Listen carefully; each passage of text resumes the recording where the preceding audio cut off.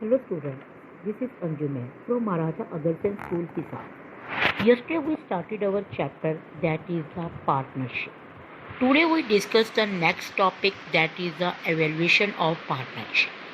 Evaluation का मतलब होता है बेटा मूल्यांकन की साझेदारी का मूल्यांकन करना। मूल्यांकन का मतलब होता है लाभ और हानियाँ दोनों।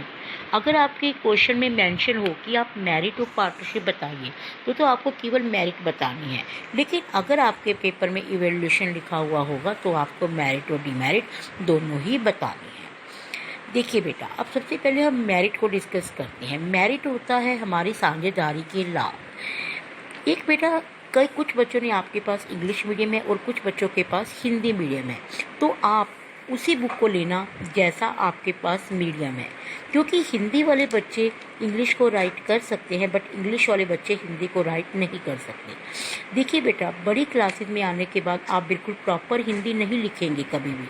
जैसे कि अभी मुझे किसी ने मैसेज लिखा था कि मैडम आप होमवर्क हिंदी में नहीं देते हो, इंग्लिश में लिखा होता है। तो बेटा हम ऐसे नहीं लिखते कि अर्थशास्त्र का होमवर्क है कि मेरिट है तो हम इसको लाभ लिखेंगे। तो आपको थोड़ी बहुत इंग्लिश आपको आनी चाहिए और कोशिश करिए आप इसको सीखने की भी। देखिए, अब हम अपना टॉपिक डिस्कस करते हैं, that is the merit of partnership. सबसे पहले हमारे साझेदारी के लाभ होते हैं ईजी फॉर्मेशन। ईजी फॉर्मेशन का मतलब होता है हमारा कि आसानी से स्थापना करना।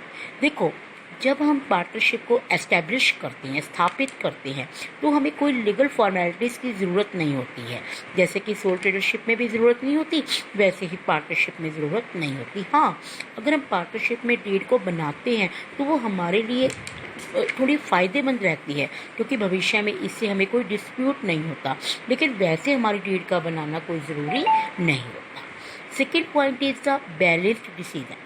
बैलेंस डिसीजन का मतलब होता है, देखो हमारी एकाकी व्यापार मतलब कि सोल ट्रेडरशिप में ये प्रॉब्लम क्रिएट हुई थी कि वहाँ पर एक व्यक्ति में सभी क्वालिटीज़ नहीं होती, वो हर काम में एफिशिएंट नहीं होता।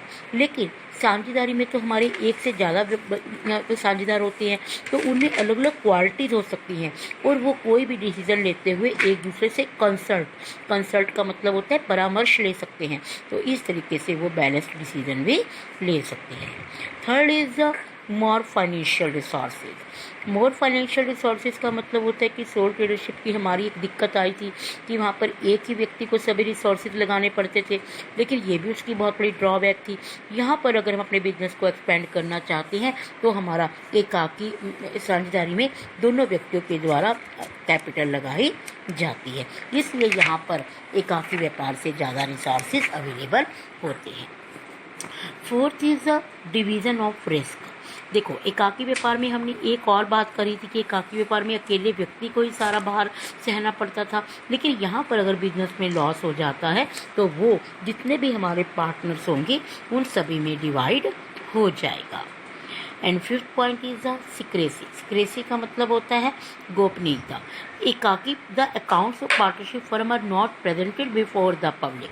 देखो बेटा, जैसे हमारी अभी हम एक अगला चैप्टर कंपनी करेंगे, कंपनी में क्या होता है कि जब भी कोई हमारे वहाँ पर बुक्स होती हैं वो सब हमें लोगों को दिखानी पड़ती हैं, लेकिन साझेदारी में एकाकी व्यापार की तरह हमें अपनी बुक्स को प्रेजेंट करना नहीं पड़ता। तो यहाँ पर भी हमारे हर डिसीजन क्या रहता है, सीक्रेट रहता है। तो ये सब हमारी पार्टनरशिप के क्या थे बेटा, मेरिट से कि हमारे यहाँ पर क्या रहती है, सिक्रेसी रहती है, हमारा रिस्क डिवाइड हो जाता है, इजी फॉर्मेशन होती है, सही डिसीजन लिए जाते हैं और हमें रिसोर्सेज अवेलेबल हो जाते हैं।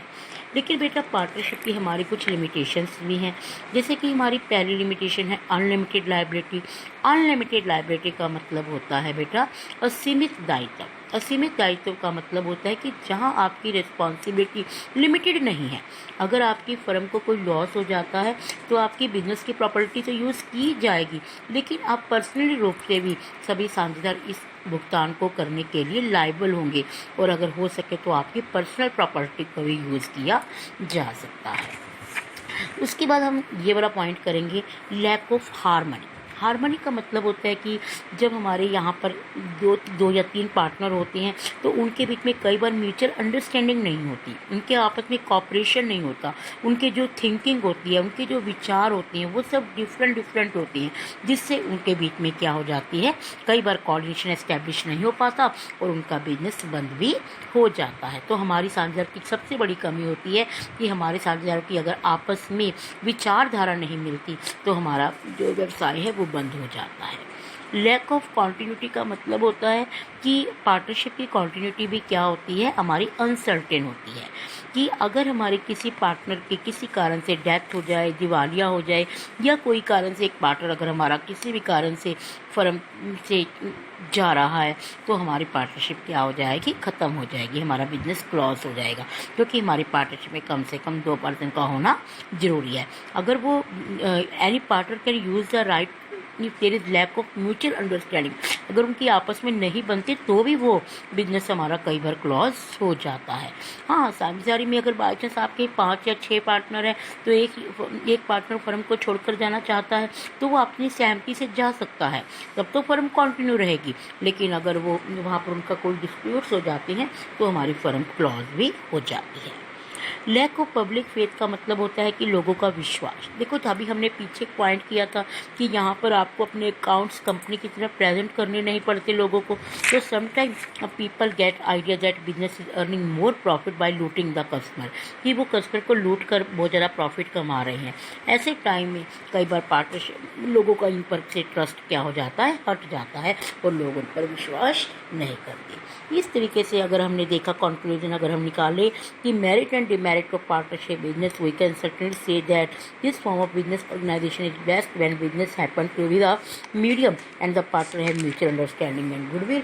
कि हमें साझेदारी का बिजनेस कब शुरू करना चाहिए, हमें साझेदारी का बिजनेस कभी शुरू करना चाहिए अगर हमारे पार्टनर में आपस में म्यूचुअल अंडरस्टैंडिंग है और हमारा बिजनेस थोड़ा बड़े स्केल का है, तभी हमें यह बिजनेस शुरू करना चाहिए, अदरवाइज तो हम एकाकी व्यापार भी कर सकते हैं। अब हमारा नेक्स्ट क्वेश्चन आता है जिससे हमारा ये चैप्टर फिनिश हो जाएगा, क्योंकि आज के सिलेबस में इतना ही टॉपिक आता है कि difference between the partnership and sole tradership. Partnership और सोल ट्रेडरशिप में क्या अंतर है? सबसे पहला डिफरेंस आता है नंबर ऑफ मेंबर्स, कि हमारी जो सोल ट्रेडरशिप होता है उसमें हमारा एक ही मेंबर जो होता है वही ओनर होता है, लेकिन इसमें हमारे कम से कम 2 पार्टनर और अधिक से अधिक 50 होनी चाहिए। सोल ट्रेडरशिप में हमारा कोई एग्रीमेंट होना ज़रूरी नहीं होता। इसमें भी हमारा क्या होता है कि एक क्लियर और इम्प्लाइड एग्रीमेंट इज एसेंशियल, और उस एग्रीमेंट को हम क्या बोलते हैं, डीड के नाम देते हैं। मतलब हमारा एक दोनों पार्टनर के बीच में कोई ना कोई समझौते का होना ज़रूरी है और जो भी समझौता लिखा जाएगा वो डीड है।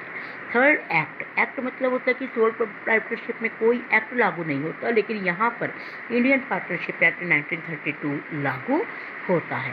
रजिस्ट्रेशन, सोल ट्रेडरशिप का रजिस्ट्रेशन करवाना ज़रूरी नहीं है, इसका भी ज़रूरी नहीं, तो आप इस पॉइंट को चाहे मत भी लीजिए, जिसमें दोनों पॉइंट सेम बनते हैं उसको आप छोड़कर कोई और पॉइंट कर सकते हैं। प्रॉफिट एंड लॉस शेयरिंग, उसमें तो वो अकेला व्यक्ति है जो कि पूरे प्रॉफिट को का हिस्सेदार होगा, लेकिन यहाँ पर जो हमारा प्रॉफिट या लॉस होगा वो सभी पार्टनर के बीच में क्या हो जाएगा, डिवाइड हो जाएगा। मैनेजमेंट, यहाँ पर पूरा बर्डन क्या था, हमारे अकेले व्यापारी पर था, लेकिन यहाँ पर हमारा बर्डन क्या है, पार्टनर्स में यहाँ पर के बीच में डिवाइड हो जाएगा। उसके बाद कैपिटल है, वहाँ पर हमारा अकेला व्यक्ति कैपिटल लगाता है, यहाँ पर जितने फर्म के पार्टनर होंगे वो सभी कैपिटल लगाएंगे।